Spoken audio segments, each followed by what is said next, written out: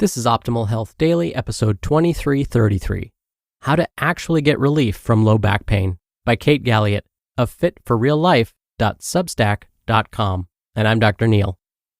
Happy Saturday. Thank you so much for being here and welcome back to Optimal Health Daily, where I act as your narrator of the best health and fitness blogs, all for free. All right, with that, let's get right to today's post and start optimizing your life. How to Actually Get Relief from Low Back Pain by Kate Galliett of fitforreallife.substack.com. What causes low back pain?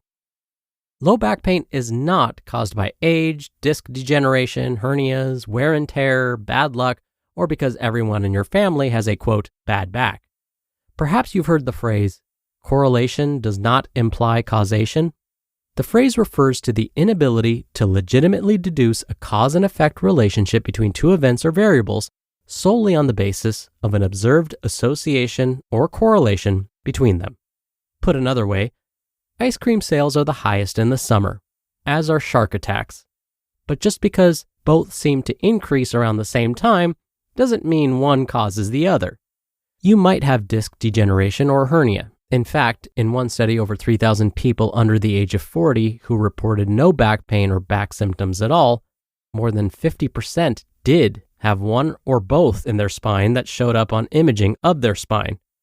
Pay particular attention here.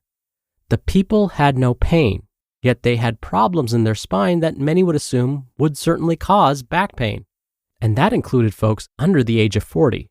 Imagine how many over the age of 40 have degeneration and hernias.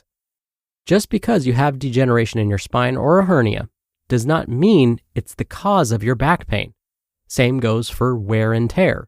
We all have wear and tear on our bodies. Just because you do doesn't mean that it's the cause of your pain. Same goes for age, because it runs in your family and bad luck. You might be 60 now, and you might have 3 sisters with back pain, and you might have hit a string of bad luck. But assuming any of these is the sole cause of your back pain is barking up the wrong tree, especially when you consider that pain is far more than just a symptom of a physical problem. We now know in modern times that pain can arise due to a multitude of factors that are grouped into 3 categories. Biological factors, like bumping your elbow on the door as you walk past it, or having an excessive amount of inflammation in the body. Psychological factors, like how stressed you are, and if you have a lot of fear about your body. And social factors, like how much of a support system you have at home, and if you feel secure in your financial situation or your physical location. This is called the biopsychosocial model of pain. Pain is a multifactorial experience, not a singular problem due to one singular cause. Let's move on to factors that can cause low back pain. While each person's back pain will have different root causes, here's a short list of common issues that cause and contribute to low back pain. Inflammation, diet, stress, lack of movement, compensation patterns, and fears or beliefs. If ice and ibuprofen don't work for back pain, what does? First, you need to know that ice and ibuprofen might work to lessen your symptoms, but they can also negatively impact your ability to heal.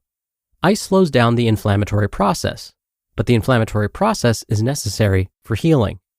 Ibuprofen interferes with the healing process and comes with a host of negative side effects, from gut health problems to heart issues. So the first step in addressing your low back pain is to decide how bad it has to be in order for you to go for the ice and ibuprofen. That's not to say that you should just suffer along with the terrible pain, but there are heaps of alternative ways of getting relief from pain that don't destroy your gut and disrupt the healing process. There are tons and tons of options out there. Do your own research. Here are a few simple strategies you can use to get relief from low back pain. 1. Use good breathing strategies to bring your autonomic nervous system back to its parasympathetic state to decrease its sensitivity to pain. To breathe correctly, you should be able to breathe entirely through your nose. Your entire tongue should rest on the roof of your mouth, your rib cage should expand in all directions, and your neck and shoulders should not move a lot as you inhale. Most people have room to improve when it comes to how they breathe. It's the first thing I work on with clients, no matter their goals, because breathing influences literally everything about your existence and every goal you could possibly have. 2. Restore your stack to relieve forces from tissues and joints that are being overloaded and disperse forces more appropriately through the body. The stack refers to the rib cage sitting on top of the pelvis in an ideal position, meaning a stacked position where the bottom of the rib cage faces down to the top of the pelvis, and neither are tilted forward or backward. And if we're getting full on here, I'd also want to help the head sit properly on the rib cage and pelvis so that it's not too far forward nor tilted to one side. To achieve this, do not try and flex your muscles to get yourself into the position. That ain't it. What you need to do is figure out why your body is not already in a good stack and then address those things. Your body will naturally find the stack when it is given the opportunity to move into it. Step number 1 is to learn to breathe correctly. And 3, examine your habits to understand if they are supporting your low back well-being or detracting from it. If you're living life stressed out, not staying active, eating a poor quality diet that increases inflammation throughout the body, constantly cutting calories drastically or dieting hard, drinking alcohol excessively, holding on to grudges, having a negative inner self-talk, not sleeping well or not hydrating, well, you get the idea. Essentially, if you're doing things that would naturally contribute to your body not feeling at its best, it's time to take a look at that stuff and start doing something about it.